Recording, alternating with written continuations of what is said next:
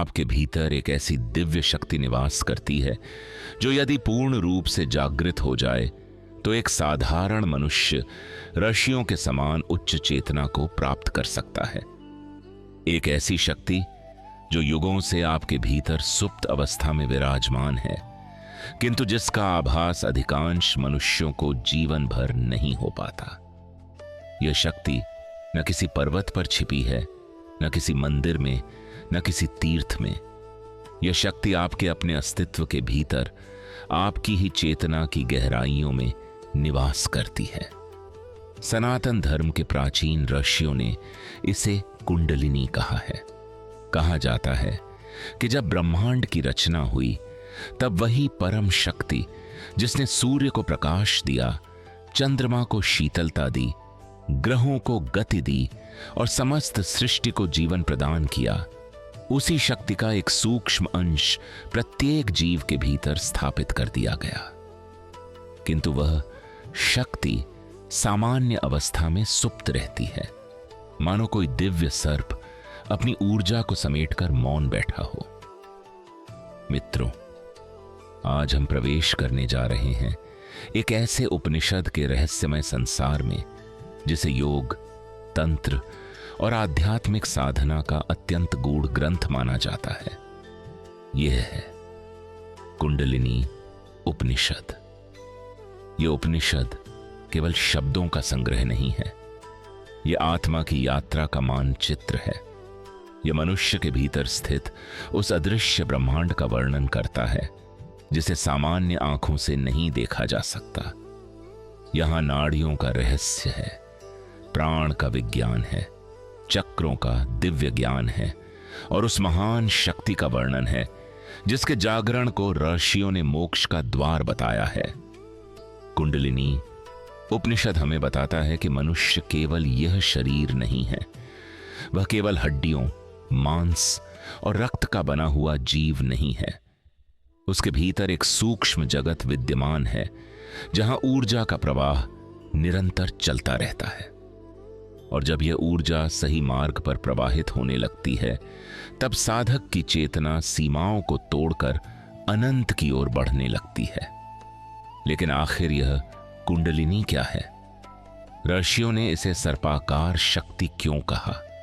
7 चक्रों का वास्तविक रहस्य क्या है? इड्डा, पिंगला और सुषुम्ना नाड़ियों का महत्व क्या है? क्या वास्तव में मनुष्य अपने भीतर छिपी दिव्य शक्तियों को जागृत कर सकता है? और सबसे महत्वपूर्ण प्रश्न, क्या कुंडलिनी जागरण केवल सिद्धियों का मार्ग है या परमात्मा से मिलन का द्वार? इन सभी प्रश्नों के उत्तर हमें इस अद्भुत उपनिषद में प्राप्त होते हैं। तो श्रद्धा, धैर्य और एकाग्रता के साथ बैठ जाइए। अपने मन को संसार के शोर से कुछ क्षणों के लिए अलग कर लीजिए, क्योंकि आज हम एक ऐसी आध्यात्मिक यात्रा पर निकलने वाले हैं जहां हर शब्द एक रहस्य है, हर अध्याय एक द्वार है और हर ज्ञान हमें हमारे वास्तविक स्वरूप के और निकट ले जाता है। तो आइए आरंभ करते हैं कुंडलिनी उपनिषद का दिव्य और रहस्यमयी ज्ञान। मित्रों, कुंडलिनी उपनिषद के अनुसार इस संपूर्ण ब्रह्मांड में जो शक्ति कार्य कर रही है वही शक्ति मनुष्य के भीतर भी विद्यमान है। ऋषियों ने कहा है कि मनुष्य केवल एक शरीर नहीं बल्कि एक चलता फिरता ब्रह्मांड है। जिस प्रकार इस सृष्टि में अनगिनत लोक, ग्रह, नक्षत्र और ऊर्जाएं कार्यरत हैं, उसी प्रकार मनुष्य के भीतर भी चेतना के अनेक स्तर मौजूद हैं।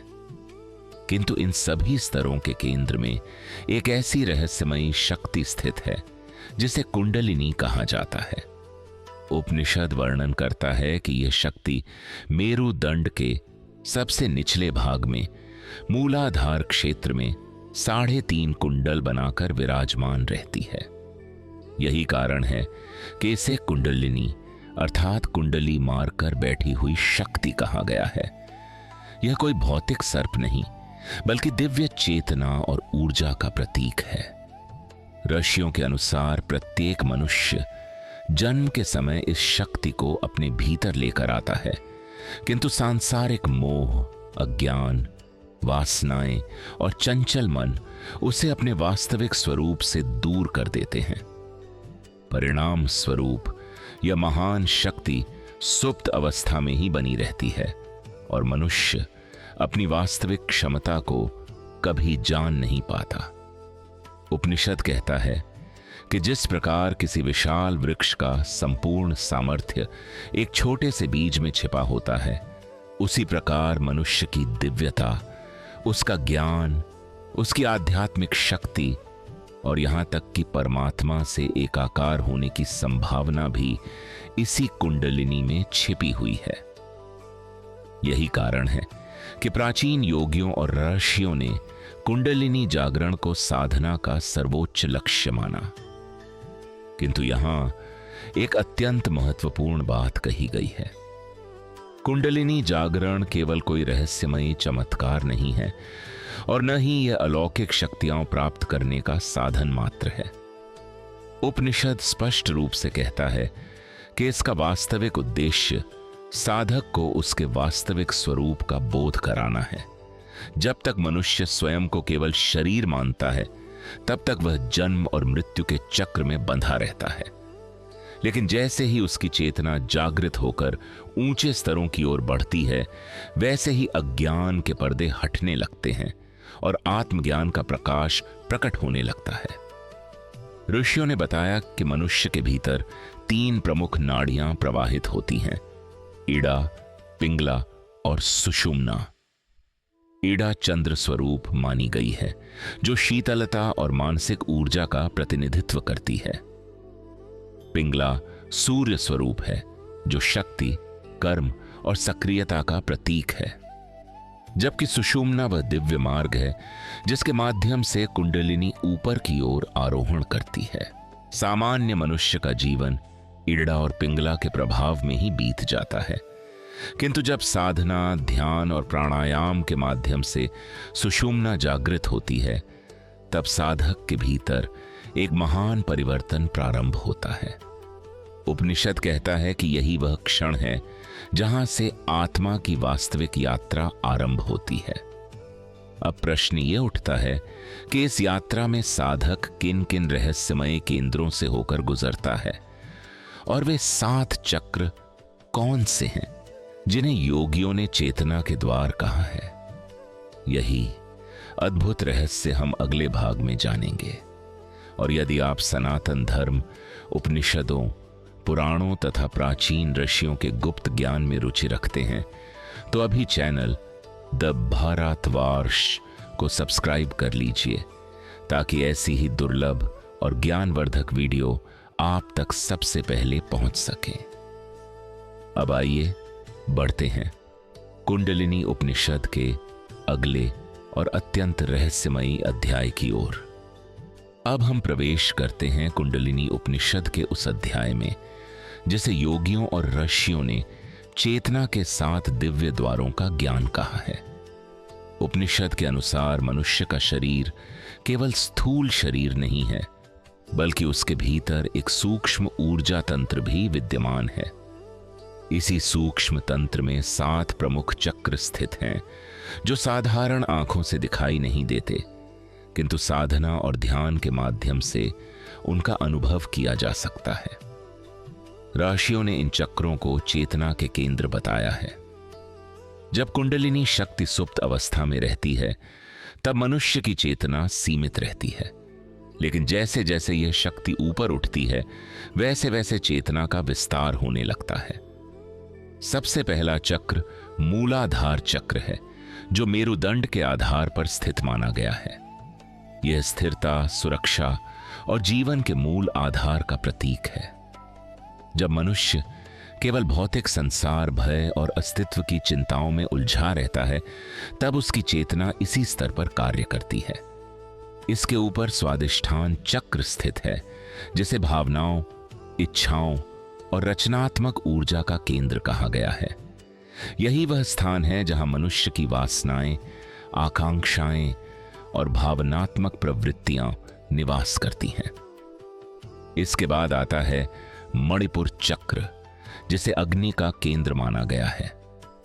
उपनिषद के अनुसार यह शक्ति आत्मविश्वास, संकल्प और आंतरिक ऊर्जा का स्रोत है। जब साधक इस स्तर तक पहुंचता है तब उसके भीतर आत्मबल का उदय होने लगता है। चौथा चक्र अनाहत है, जो हृदय क्षेत्र में स्थित माना जाता है। यह प्रेम, करुणा, दया और आध्यात्मिक संतुलन का केंद्र है। ऋषियों ने कहा कि जब चेतना अनाहत तक पहुंचती है तब साधक केवल अपने लिए नहीं बल्कि संपूर्ण सृष्टि के कल्याण के लिए सोचने लगता है। इसके ऊपर विशुद्ध चक्र स्थित है, जो वाणी, सत्य और अभिव्यक्ति का केंद्र माना गया है। इस स्तर पर पहुंचने वाला साधक सत्य को समझने और उसे निर्भयता के साथ व्यक्त करने की क्षमता प्राप्त करता है। इसके बाद आज्ञा चक्र आता है, जिसे तीसरा नेत्र भी कहा जाता है। यह ज्ञान, अंतर्दृष्टि और उच्च चेतना का द्वार है। उपनिषद कहता है कि जब कुंडलिनी इस चक्र तक पहुंचती है तब साधक के भीतर गहन आध्यात्मिक अनुभव प्रकट होने लगते हैं और वह संसार को एक नए दृष्टिकोण से देखने लगता है। अंत में सहस्रार चक्र आता है, जो सिर के शीर्ष पर स्थित माना गया है। यही वह स्थान है जहां आत्मा और परमात्मा का मिलन होता है। ऋषियों के अनुसार जब कुंडलिनी सहस्रार तक पहुंच जाती है तब साधक को ब्रह्मज्ञान की प्राप्ति होती है और उसके लिए समस्त भेद समाप्त हो जाते हैं। वह स्वयं को शरीर नहीं बल्कि शुद्ध चेतना के रूप में अनुभव करता है। किंतु मित्रों, इन चक्रों का ज्ञान केवल सिद्धांत नहीं है। उपनिषद बार बार कहता है कि इन केंद्रों का वास्तविक अनुभव केवल साधना, संयम और योग के माध्यम से ही संभव है। केवल पढ़ लेने से या सुन लेने से कुंडलिनी जागृत नहीं होती। इसके लिए प्राण, मन और इंद्रियों पर विजय प्राप्त करनी पड़ती है। यही कारण है कि आगे के अध्यायों में ऋषि प्राणायाम, ध्यान और नाड़ियों के शुद्धिकरण पर इतना अधिक बल देते हैं। लेकिन आखिर प्राण क्या है? नाड़ियों का वास्तविक रहस्य क्या है? और सुषुम्ना नाड़ी को मोक्ष का मार्ग क्यों कहा गया है? यही अद्भुत रहस्य हम अगले भाग में जानेंगे। कल्पना कीजिए कि आपके सामने एक ऐसा व्यक्ति खड़ा है जो बाहर से बिल्कुल सामान्य दिखाई देता है, लेकिन उसके भीतर ऐसी ऊर्जा प्रवाहित हो रही है जिसका उसे स्वयं भी ज्ञान नहीं है। वह चलता है, बोलता है, सोचता है, सपने देखता है, क्रोध करता है, प्रेम करता है, लेकिन उसे यह नहीं पता कि इन सभी क्रियाओं के पीछे कौन सी अदृश्य शक्ति कार्य कर रही है। मित्रों, कुंडलिनी उपनिषद कहता है कि मनुष्य का जीवन केवल रक्त, मांस और हड्डियों से संचालित नहीं होता। उसके भीतर एक ऐसी दिव्य ऊर्जा प्रवाहित होती है जो स्वयं जीवन का आधार है। ऋषियों ने इस ऊर्जा को प्राण कहा है। और अब हम कुंडलिनी उपनिषद के उस अत्यंत गूढ़ रहस्य में प्रवेश करने जा रहे हैं जिसे प्राचीन योगियों ने साधना का हृदय कहा है। यह रहस्य है प्राण और नाड़ियों का विज्ञान। उपनिषद कहता है कि जिस प्रकार यह संपूर्ण ब्रह्मांड एक अदृश्य शक्ति द्वारा संचालित हो रहा है, उसी प्रकार मनुष्य का शरीर भी एक सूक्ष्म ऊर्जा के कारण जीवित है। इस ऊर्जा को ऋषियों ने प्राण कहा है। सामान्य मनुष्य श्वास को ही जीवन समझता है, किंतु उपनिषद स्पष्ट करता है कि श्वास केवल प्राण का बाहरी स्वरूप है। वास्तविक प्राण वह दिव्य शक्ति है जो हृदय को धड़काती है, मन को सक्रिय रखती है, इंद्रियों को कार्य करने की क्षमता देती है और संपूर्ण शरीर में जीवन का संचार करती है। ऋषियों के अनुसार जब तक प्राण शरीर में विद्यमान रहता है तब तक जीवन रहता है, और जब प्राण शरीर को छोड़ देता है तब यह शरीर केवल एक निष्प्राण संरचना बनकर रह जाता है। कुंडलिनी उपनिषद बताता है कि यह प्राण शरीर में अनगिनत नाड़ियों के माध्यम से प्रवाहित होता है। इनमें से हजारों नाड़ियों का वर्णन मिलता है, किंतु 3 नाड़ियों को सबसे महत्वपूर्ण माना गया है: ईडा, पिंगला और सुषुम्ना। ईडा नाड़ी शरीर के बाएं भाग से संबंधित मानी गई है और इसे चंद्र ऊर्जा का प्रतीक कहा गया है। यह मन, शांति, संवेदनशीलता और आंतरिक अनुभवों से जुड़ी हुई है। दूसरी ओर पिंगला नाड़ी सूर्य ऊर्जा का प्रतिनिधित्व करती है। यह सक्रियता, शक्ति, साहस और कर्म का स्रोत मानी जाती है। सामान्य मनुष्य का जीवन इन दोनों ऊर्जाओं के बीच संतुलन बनाते हुए चलता है, किंतु उपनिषद कहता है कि आत्मज्ञान का वास्तविक मार्ग इन दोनों से भी परे है। यही कारण है कि ऋषियों ने सुषुम्ना नाड़ी को अत्यंत पवित्र और दिव्य बताया है। सुषुम्ना मेरुदंड के मध्य स्थित वह सूक्ष्म मार्ग है जिसके माध्यम से कुंडलिनी शक्ति ऊपर की ओर आरोहण करती है। जब तक सुषुम्ना निष्क्रिय रहती है, तब तक साधक की चेतना सांसारिक सीमाओं में बंधी रहती है। लेकिन जब योग, ध्यान और प्राणायाम के प्रभाव से सुषुम्ना जागृत होती है, तब चेतना की एक नई यात्रा प्रारंभ होती है। उपनिषद में कहा गया है कि जैसे किसी नदी का जल समुद्र तक पहुंचकर अपना अलग अस्तित्व खो देता है, उसी प्रकार सुषुम्ना के मार्ग से ऊपर उठती हुई चेतना अंततः परम चेतना में विलीन हो जाती है। यही योग का वास्तविक उद्देश्य है। यही कारण है कि ऋषियों ने प्राणायाम को केवल श्वास का अभ्यास नहीं, बल्कि चेतना को जागृत करने की एक महान विधि बताया है। जब साधक अपनी श्वास को नियंत्रित करना सीख लेता है, तब धीरे धीरे उसका मन भी नियंत्रित होने लगता है, और जब मन नियंत्रित हो जाता है, तब कुंडलिनी जागरण का मार्ग प्रशस्त होने लगता है। किंतु उपनिषद यहां एक महत्वपूर्ण चेतावनी भी देता है। वह कहता है कि अशांत मन, असंयमित जीवन और इंद्रिय भोगों में डूबा हुआ व्यक्ति इस मार्ग पर आगे नहीं बढ़ सकता। जिस प्रकार धूल से ढका हुआ दर्पण अपना प्रतिबिंब स्पष्ट नहीं दिखा सकता, उसी प्रकार वासनाओं और विकारों से भरा हुआ मन दिव्य चेतना का अनुभव नहीं कर सकता। इसलिए साधक को पहले अपने जीवन को शुद्ध करना होता है, अपने विचारों को पवित्र बनाना होता है और अपने मन को स्थिर करना होता है। तभी प्राण की शक्ति सही दिशा में प्रवाहित होने लगती है। लेकिन प्रश्न यह है कि जब साधक इस मार्ग पर आगे बढ़ता है और कुंडलिनी वास्तव में जागृत होने लगती है, तब उसके भीतर क्या परिवर्तन होते हैं? वह किन अनुभवों से गुजरता है? मित्रों, हजारों वर्षों से हिमालय की गुफाओं, घने वनों और एकांत आश्रमों में तपस्या करने वाले योगियों के बारे में अनेक कथाएं सुनाई जाती रही हैं। कहा जाता है कि उनमें से कुछ साधक ऐसे भी थे जिनकी चेतना सामान्य मनुष्यों की सीमाओं से बहुत आगे पहुंच चुकी थी। वे संसार को केवल आंखों से नहीं, बल्कि एक जागृत चेतना से देखते थे। लेकिन आखिर वह कौन सी साधना थी जिसने उन्हें इतना विलक्षण बना दिया? कुंडलिनी उपनिषद इस रहस्य से पर्दा उठाता है। यह बताता है कि जब साधक अपने मन, प्राण और इंद्रियों पर नियंत्रण प्राप्त कर लेता है, तब उसके भीतर सुप्त पड़ी कुंडलिनी शक्ति धीरे धीरे जागृत होने लगती है। किंतु यह जागरण कोई अचानक होने वाला चमत्कार नहीं है। यह वर्षों की तपस्या, अनुशासन, संयम और योग का परिणाम होता है। उपनिषद कहता है कि जब कुंडलिनी अपने निद्रा रूप से जागने लगती है, तब साधक के भीतर गहरे परिवर्तन प्रारंभ होते हैं।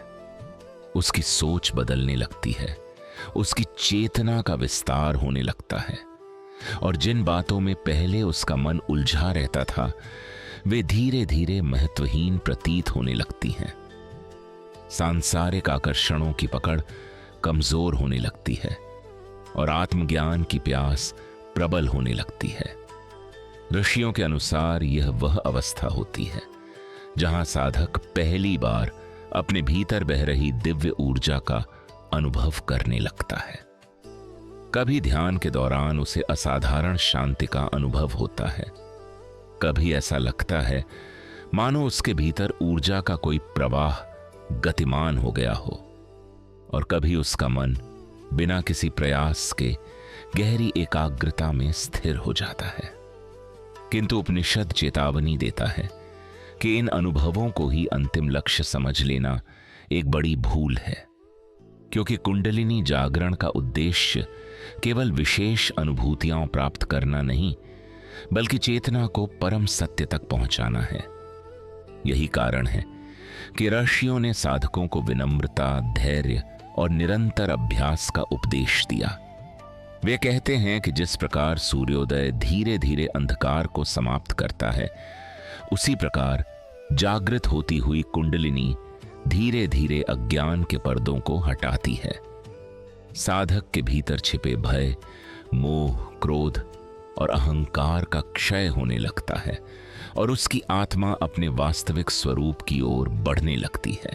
परंतु प्रश्न यह है कि जब यह शक्ति चक्रों को भेदते हुए ऊपर उठती है, तब साधक किन अवस्थाओं से गुजरता है? उसके भीतर कौन कौन से आध्यात्मिक परिवर्तन होते हैं? और ऋषियों ने इन अवस्थाओं को आत्मा की यात्रा क्यों कहा है? यही अद्भुत रहस्य हम इस अध्याय में जानेंगे। मित्रों, कुंडलिनी उपनिषद के अनुसार जब जागृत कुंडलिनी शक्ति सुषुम्ना मार्ग से ऊपर उठना प्रारंभ करती है, तब साधक की चेतना में ऐसे परिवर्तन होने लगते हैं जिन्हें शब्दों में पूर्णतः व्यक्त करना कठिन है। ऋषियों ने इन परिवर्तनों को आत्मा की आंतरिक यात्रा कहा है। यह यात्रा किसी बाहरी स्थान की नहीं, बल्कि स्वयं के भीतर छिपे हुए सत्य की खोज है। उपनिषद बताता है कि जैसे जैसे कुंडलिनी एक एक चक्र को भेदती हुई ऊपर बढ़ती है, वैसे वैसे साधक के भीतर संचित अज्ञान, भय, आसक्ति और मानसिक बंधन टूटने लगते हैं। मूलाधार से ऊपर उठते समय वह अपने अस्तित्व से जुड़े भय पर विजय प्राप्त करने लगता है। स्वादिष्ठान के स्तर पर पहुंचकर इच्छाओं और वासनाओं पर नियंत्रण प्राप्त करने की प्रक्रिया आरंभ होती है। मणिपुर चक्र के जागरण के साथ साधक के भीतर अद्भुत आत्मविश्वास, संकल्प शक्ति और आंतरिक तेज का उदय होने लगता है। किंतु उपनिषद कहता है कि वास्तविक आध्यात्मिक परिवर्तन अनाहत चक्र से आरंभ होते हैं। जब चेतना हृदय केंद्र तक पहुंचती है, तब साधक के भीतर करुणा, प्रेम और समस्त प्राणियों के प्रति एकत्व की भावना जागृत होने लगती है। वह संसार को प्रतिस्पर्धा और संघर्ष के दृष्टिकोण से नहीं, बल्कि सह अस्तित्व और करुणा के भाव से देखने लगता है। इसके बाद विशुद्ध चक्र का प्रभाव प्रारंभ होता है, जहां साधक की वाणी, विचार और कर्म में अद्भुत सामंजस्य आने लगता है। वह सत्य को समझने और उसे स्वीकार करने का साहस प्राप्त करता है। जैसे जैसे कुंडलिनी आज्ञा चक्र के समीप पहुंचती है, साधक की अंतर्दृष्टि और विवेक असाधारण रूप से विकसित होने लगते हैं। जिन रहस्यों को सामान्य बुद्धि नहीं समझ सकती, उन्हें वह सहज रूप से अनुभव करने लगता है।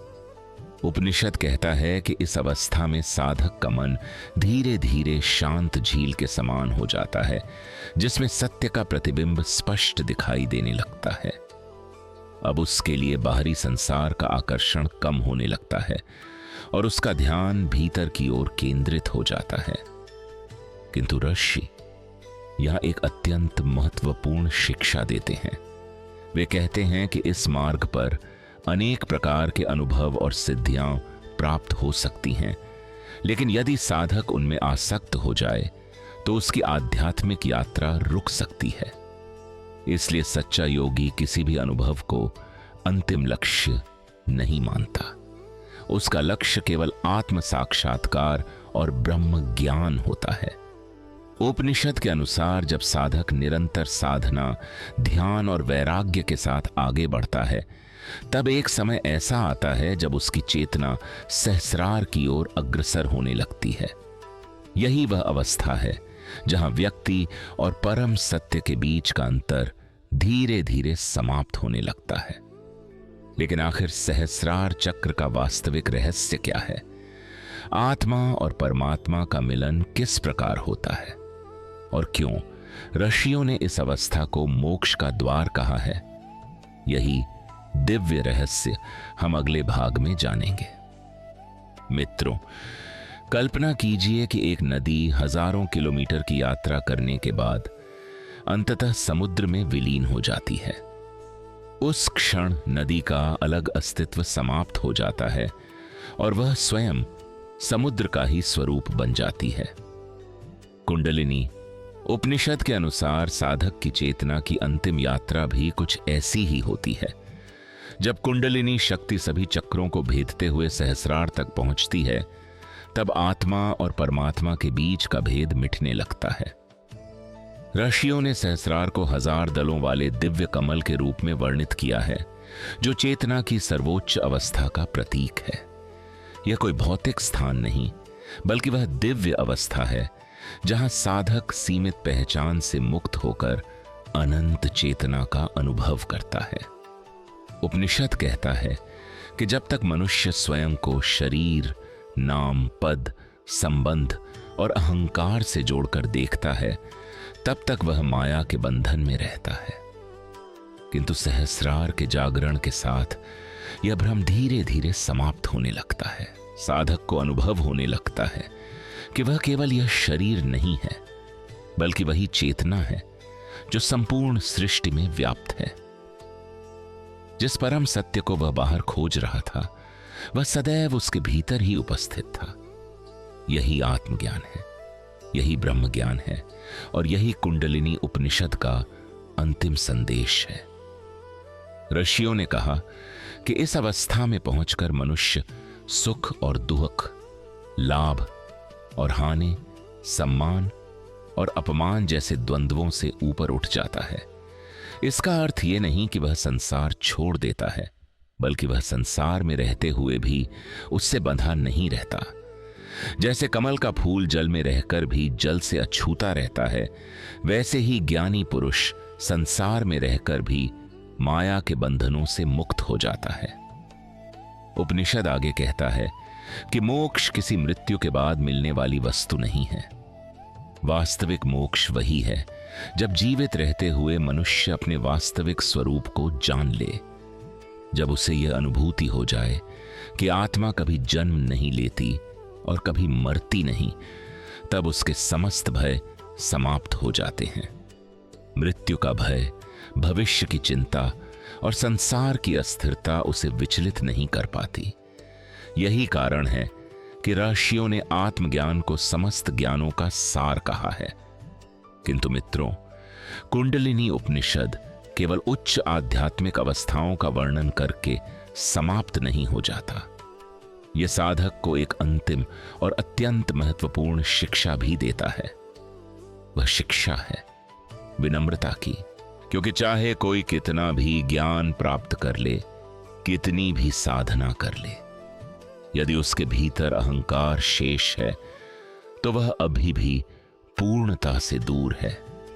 सच्चा ज्ञानी वही है जो स्वयं को परमात्मा का अंश समझे, न कि स्वयं को दूसरों से श्रेष्ठ माने। यही कारण है कि महान ऋषि, सिद्ध योगी और आत्मज्ञानी पुरुष सदैव विनम्र दिखाई देते हैं। उनके भीतर शक्ति होती है, लेकिन शक्ति का प्रदर्शन नहीं होता। उनके भीतर ज्ञान होता है, लेकिन ज्ञान का अहंकार नहीं होता। और यही वह अंतिम शिक्षा है जिसे कुंडलिनी उपनिषद संपूर्ण मानवता को देना चाहता है, कि मनुष्य अपने भीतर स्थित दिव्य शक्ति को पहचाने, अपने मन को शुद्ध करे, अपने प्राणों को संतुलित करे और आत्मज्ञान के मार्ग पर अग्रसर होकर उस परम सत्य का अनुभव करे जो सदा से उसके भीतर विद्यमान है। तो मित्रों, यही था कुंडलिनी उपनिषद का दिव्य, रहस्यमयी और आत्मज्ञान से परिपूर्ण संदेश। इस उपनिषद ने हमें सिखाया कि मनुष्य केवल एक शरीर नहीं है, बल्कि उसके भीतर अनंत चेतना और दिव्य शक्ति का एक विशाल संसार छिपा हुआ है। कुंडलिनी केवल एक यौगिक अवधारणा नहीं, बल्कि उस आध्यात्मिक यात्रा का प्रतीक है जो अज्ञान से ज्ञान, सीमितता से अनंतता और जीव से शिव तक पहुंचने का मार्ग दिखाती है। ऋषियों का कहना था कि जो व्यक्ति स्वयं को जान लेता है वह संपूर्ण सृष्टि के रहस्य को जान लेता है, क्योंकि आत्मा और परमात्मा अलग नहीं, बल्कि एक ही सत्य के दो नाम हैं। अब मैं आपसे एक प्रश्न पूछना चाहता हूं। क्या आपको लगता है कि मनुष्य के भीतर वास्तव में ऐसी कोई दिव्य शक्ति विद्यमान है, या फिर कुंडलिनी केवल एक प्रतीकात्मक आध्यात्मिक अवधारणा है? अपनी राय हमें कमेंट बॉक्स में अवश्य बताइए, क्योंकि मैं आपके विचार जानना चाहता हूं। यदि आपको यह वीडियो पसंद आई हो और आपने आज कुछ नया सीखा हो, तो वीडियो को लाइक करें और इसे उन लोगों तक भी पहुंचाएं जो सनातन धर्म, योग, उपनिषदों और प्राचीन भारतीय ज्ञान परंपरा में रुचि रखते हैं। और यदि आप ऐसे ही दुर्लभ ग्रंथों, गूढ़ रहस्यों और महान आध्यात्मिक ज्ञान की यात्राओं का हिस्सा बनना चाहते हैं, तो अभी हमारे चैनल द भारतवाश को सब्सक्राइब कर लीजिए और बेल आइकन को भी दबा दीजिए, ताकि आने वाली कोई भी ज्ञानवर्धक वीडियो आपसे छूट न जाए। मैं आपसे फिर मिलूंगा एक और प्राचीन ग्रंथ, एक और रहस्य और एक और अद्भुत ज्ञान यात्रा के साथ। तब तक के लिए अपना ध्यान रखिए, सत्य की खोज में लगे रहिए और याद रखिए, जिस सत्य को आप संसार में खोज रहे हैं, संभव है वह आपके भीतर ही आपका इंतजार कर रहा हो। AUM तत्सत।